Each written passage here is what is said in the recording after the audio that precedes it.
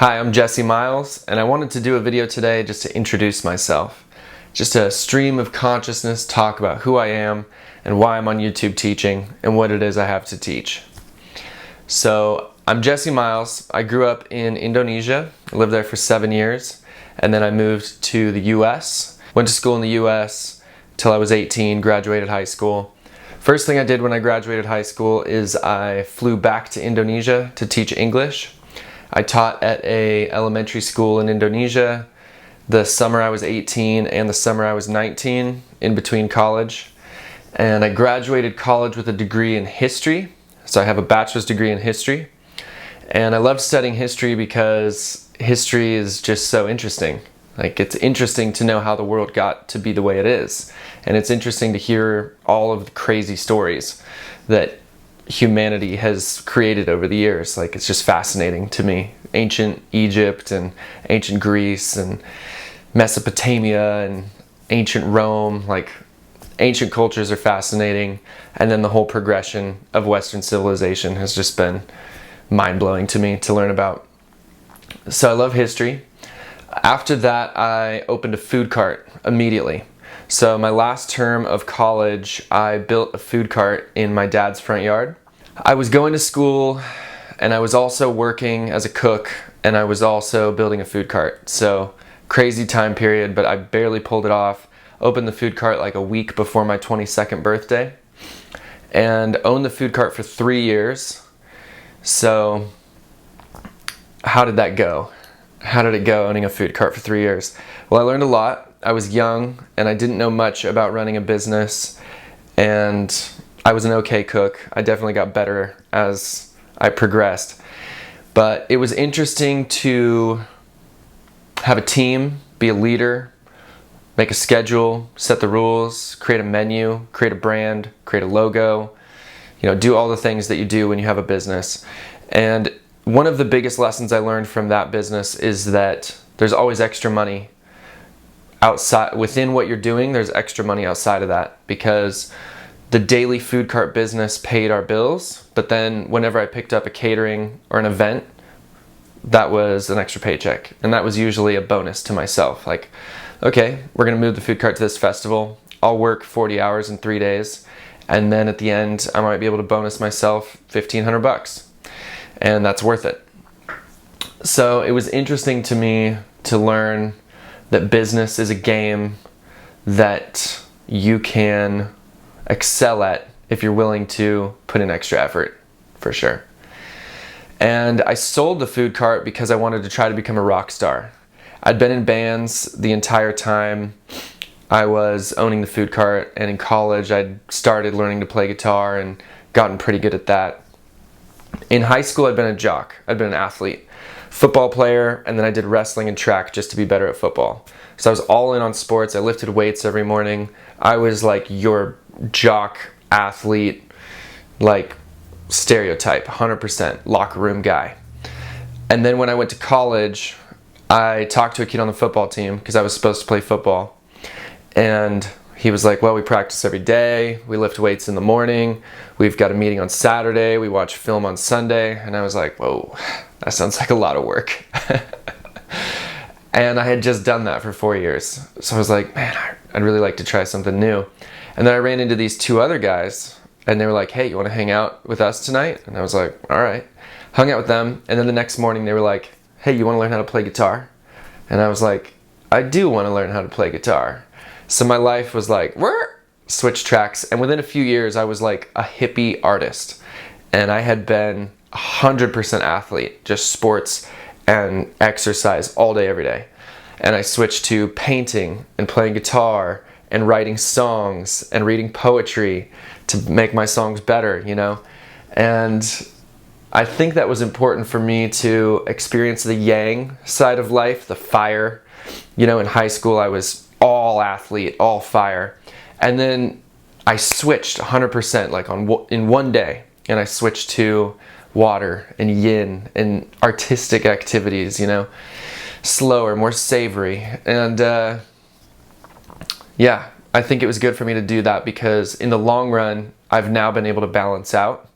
Now I write songs, play music, paint, but I also coach football and I also lift weights, and I also exercise, and I would say I've found a place of balance. And I think I was only able to do that by going 100% yang in high school and 100% yin in college, and then slowly balancing out over the years.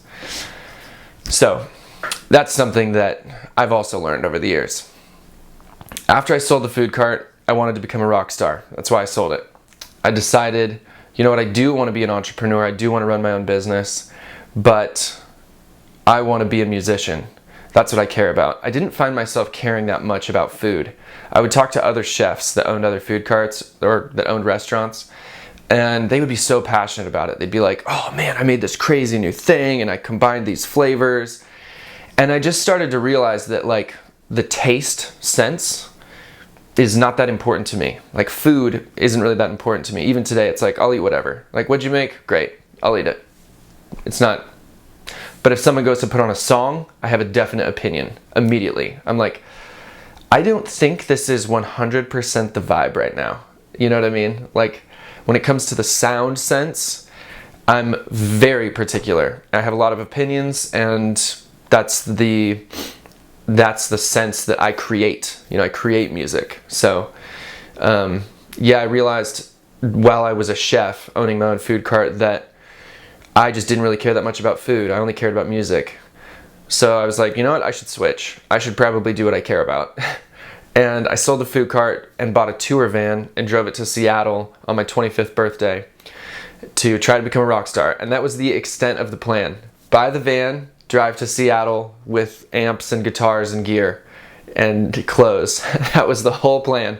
There was no one waiting for me in Seattle. There was no connection there, nothing. I just was like, that's the plan.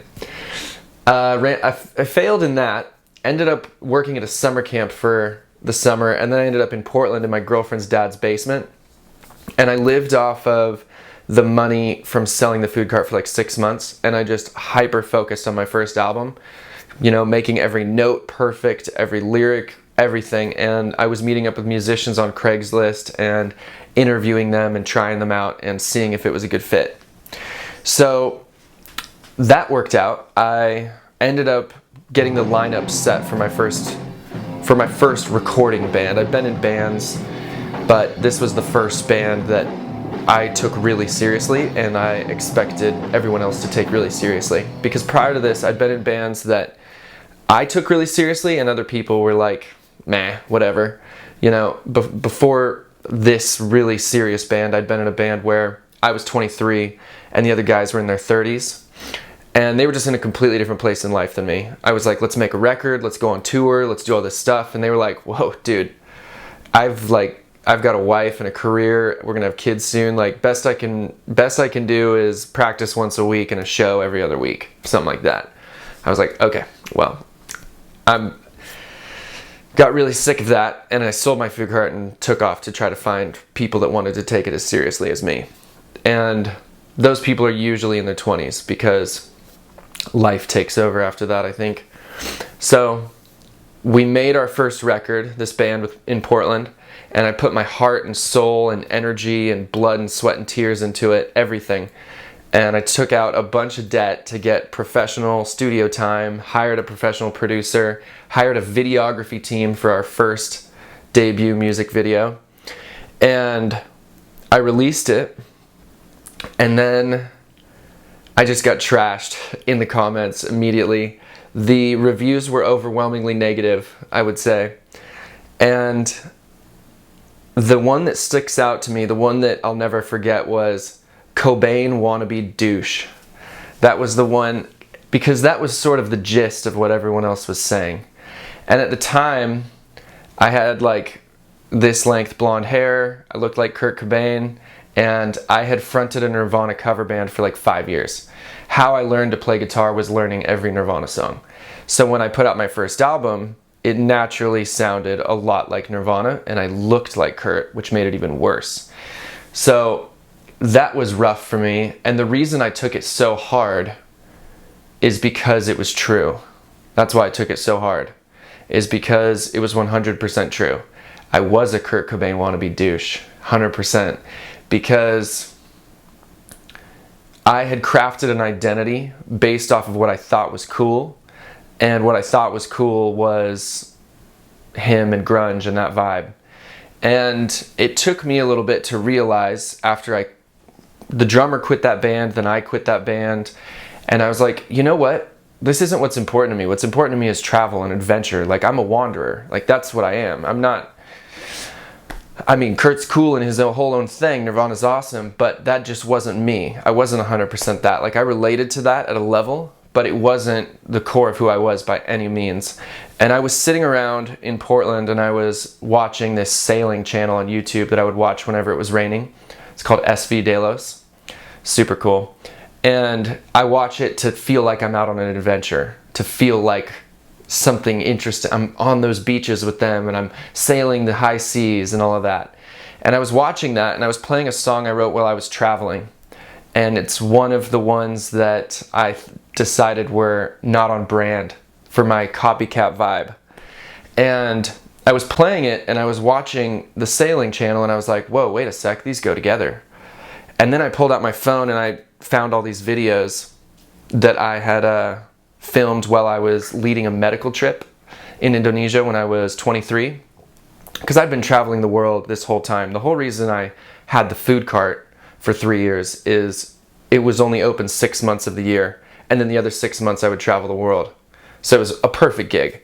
But I wanted to become a rock star, so I gave it up. I looked at all these videos I had on my phone of driving through the jungle in Indonesia in the back of a dump truck and, walking through the jungle, playing soccer with kids, like all of this stuff that had happened to me on this medical trip in Indonesia a few years before. And I started playing this song, which is called The Never Ending Adventure. And I started playing it to that footage and I lined it all up in iMovie and I was like, whoa, this is a thing. This is me. This is totally me. The album I'd made and the music video that I'd poured my heart and all my money into, that wasn't even really me. And the people in the comments knew that. They were like, this guy isn't that. This guy isn't that. This is a fraud. And it took me being a fraud to realize I was one. And then after that, I reconnected with adventure, traveled the world a lot more, and I started making music videos around the world. And that was way more in line with who I am. When any teacher would ask me, what do you want to be? I'd say Indiana Jones. That's what I want to be. Indiana Jones every single time. And when I graduated with my history degree from college when I was 22, and people would ask me like, oh, are you going to be a teacher? Are you going to be a history teacher? I would say, no, I'm going to be a Craigslist Indiana Jones. You can hire me to seek out rare artifacts around the world. That's what I found interesting, was like travel and civilization and culture. And so once I started making music videos around the world, I sort of settled into myself. And I was like, this is who I am. This is what I am. I'm a wanderer. I'm a traveler. I'm an adventurer. I'm wild and free. I go on adventures. The whole world is my home. All of those things. And on my last album, Pacific, which you can listen to on Spotify or Apple Music or whatever, the track list is Wanderer, Wild and Free, The Whole World is My Home, Go on an Adventure, I Am the Wind. Those are the first 5 songs. Because that's me. I'm the wind. I go on adventures. I wander. I'm wild and free. The whole world is my home.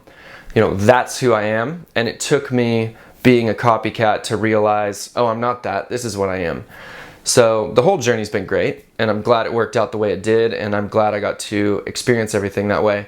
And on the copycat note, I want to say really quick that I don't think it's a bad thing to start out copying somebody. A girl I know gave me her poetry book, and it's called Sylvia in the Garden, and it's just about Sylvia Plath. Like every single poem is like Sylvia Plath, Sylvia Plath, Sylvia Plath. And I looked at it and I was like, I totally know what you're doing here. I've been in this position. And what I have to say about that is that it's okay to make one of those. Just like I made one copycat record. It's like, great, that gets you out the door, then good. If it gets the journey started, if it gets you out the door on your adventure, then that's good. But you don't need to make any more. You know what I mean? You don't need to redo that again. Like, make one Sylvia Plath poetry book and then be like, all right, cool, now who am I? Right? So that's what I did. That's what happened to me. And then as I continued on my music videos around the world journey, and traveling and recording and all the rest, I started to realize, like, man, I'm just really not very practical, and my financial stability is suffering. Like, I wasn't paying attention to the, I wasn't being very grounded. In my song, I Am the Wind, I say, I am the wind, I am the air. You know what they say, I can't stay put anywhere. I'm not a down-to-earth guy, because I'm the wind. But I realized I needed to develop some of that groundedness, and I needed to develop some of that practical skills. And so I went back to school to get my master's degree in business, and I graduated with that last year. So the reason I went back to school to get my master's degree in business is because while I was living in Mexico, sitting in this hammock, I started studying business because I was just interested in it. I wanted to learn economics, I wanted to learn cryptocurrency, and I wanted to learn all of these things to just better understand how the world works. The same reason I studied history. I just wanted a better understanding of what was going on around me so I could function more effectively within it. So I went back to school for my master's in business after almost dying in Mexico of dengue fever. This is sort of a sub theme of the entire story. I've had dengue fever 3 times. I had it in Indonesia as a kid, and then I had it in Laos when I was 23. And the second time in Laos when I was 23, I was completely alone, and I just spent 5 days in a room looking up at the fan rotating for 5 days, just wondering if I would die alone. And after that experience, I decided I wanted a serious relationship, and I wasn't going to be in a fling or anything that wasn't a serious relationship with somebody who would be next to me in that position if I ended up in it again, which I did. Because right after that experience in Laos, 4 months later, I met a girl and we started dating. Because she was the right one, I could tell. And 4 years later, we were in Mexico, and I got dengue fever again. And this time it was very, very bad, because there's only 4 types of dengue in the world, and I've now had 3 of them. And each time you get it, your body thinks it recognizes it, but it's a different subtype. So your white blood cells just get slaughtered in battle. They go out, they think they're ready to fight it, and it's a different variant, and they just get destroyed. So I was in the hospital for a while, and this time, unlike in Laos, she was right there holding my hand and changing the cold towels on my chest and my forehead to keep my fever down. And we got home, and they'd given me so much ibuprofen that my liver was maybe gonna fail. So then I spent time in the hospital here in the US just waiting to see if my liver would fail. And, no disrespect towards them, because I think at the time giving me tons of ibuprofen was the right call. It was the lesser of 2 evils to keep my fever down.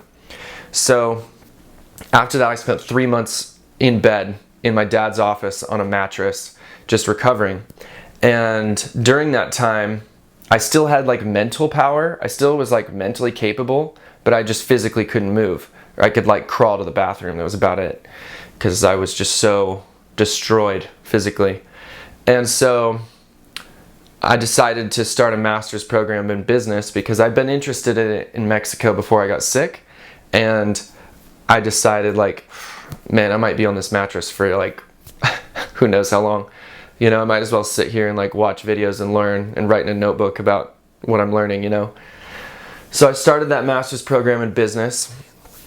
Took me a year and a half. I graduated with it last year, so I have my MBA.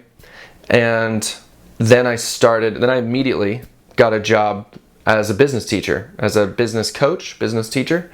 So I coach young adults in business. And it's an interesting lens for me, because I'm not the type of person that I would have expected to be a business teacher, because that's a very practical environment, a very practical endeavor. I think you think of a business teacher as someone who sort of scolds you to save money constantly.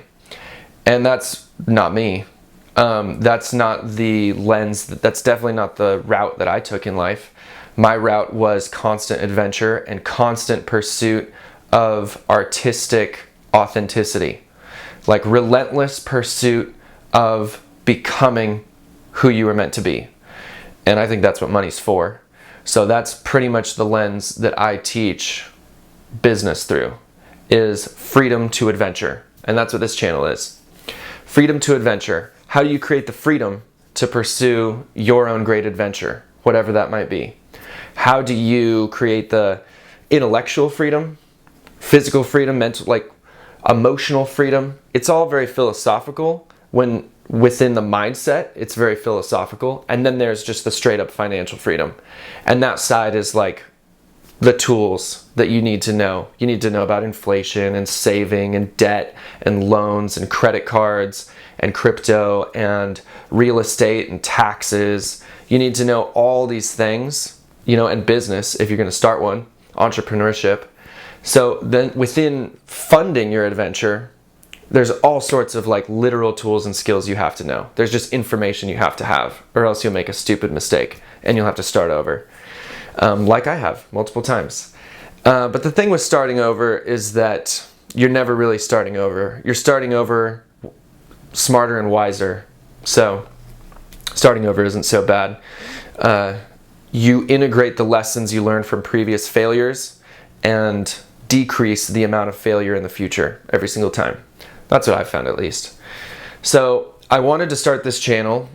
I started about 3 months ago, just started throwing up videos. And I wanted to start this channel because I have a lot to say about freedom and about adventure and about self-becoming, about self-actualization. Because I've come to a place where I make the music I want all the time. And I have a job that's the perfect fit for me. That's what I love to do. I love to coach young people as they set out on their own journey. And what I love is there's infinite variety. I'm a traveler. I love variety. And within my students, there's an infinite variety of adventures, of journeys, of personalities. What is the right adventure for her is not the right adventure for him. They have different skill sets and different personalities and different hopes and dreams and goals and things they vibe with. So the reason I find it so interesting is because I can talk to one person and they want to start a business selling jewelry. And then I can talk to another person and they want to, they want to have a family and they want a solid career that can provide for that. And that's really their top priority. I can talk to another person and they have a different set of goals. They want to start a construction company. They've been helping their dad and uncles with their construction business and they want their own, So I like applying what I've learned in my master's program and in life and in experience to different problems. I like problem solving for people. I think it's really interesting. Like, oh, okay, jewelry business. What do you need? Okay, construction company. What do you need? Family. What do you need? And some of it is the same. Some of it is different. Some of it is specific. Each of them need to know the industry that they're going to participate in. But then there's broad knowledge that can help across different industries. So I wanted to start this channel to bring a different approach to the business, finance, YouTube community, an adventurous approach. Because my lens of life is that money isn't strictly a tool for further self-actualization. That's pretty much the way I see it. Money is a tool, and you need to pay your bills. You need to have financial security so you can pursue self-actualization. That's part of it, of course. Like, you have to be not stressed and you have to, things have to be in order. You have to be managing your life. But then at the same time, it also should be an investment in yourself. That's another thing money is great for. So that's how I see business. That's how I see finance, because I'm an artist and I'm an adventurer and I'm an entrepreneur. And the people that I think will resonate with me are other artists and other adventurers and other entrepreneurs, because those are the people I think that are really driven to stamp their brand on the world. And it's not everyone is like that. And I've realized that from working with students and from people I've met over the course of my life. I've realized that there are some people that are driven to one extent or another, some insatiably driven to stamp their brand on the world, to take who they are and manifest it in the world. Whether it's an idea or whether it's a feeling or whether it's a business, whether it's a work of art, they have the urge to create. They have the urge to bring something to life, right? And those are the people I connect with, because those are the people that when they get money, they use it for some aspect of their own self-actualization or their own self-creation. And that's what I've done with money. And I have no regrets. I have none whatsoever. If I have any regrets, it's that I didn't travel more or I didn't create more. That would be my only regret. And that's a hard one to even start to think about how I could have fit any more in. You know what I mean? So the reason I have this channel is to specifically bring business and finance knowledge to artist adventurers and entrepreneurs, because the starving artist stereotype exists for a reason. Creative people have a much more difficult time being practical. I know, because I am one. But what allowed me the freedom to really pursue my adventure is getting that practical knowledge and putting time into developing those skills. And then since then, I've just been able to thrive. I've been able to just churn out albums, churn out music videos. You know, I've been able to focus on my adventure, music videos around the world, because I set aside some time to focus on getting the skills to create freedom. So that's what I recommend for you, especially if you are an artist or an adventurer or an entrepreneur. Set aside some time to get the skills that will bring you freedom so that you can pursue your own great adventure stress-free and fully focused. So that's who I am, and that's what I have to offer, and I hope that that resonates with you. If it does, feel free to subscribe and stay tuned. I'm going to bring a lot more value to this channel, and I am writing a book that should condense everything I've learned, hopefully, into one manuscript that you can buy and just have. So thanks for tuning in, and I hope I catch you again. Thanks. Go on an adventure, go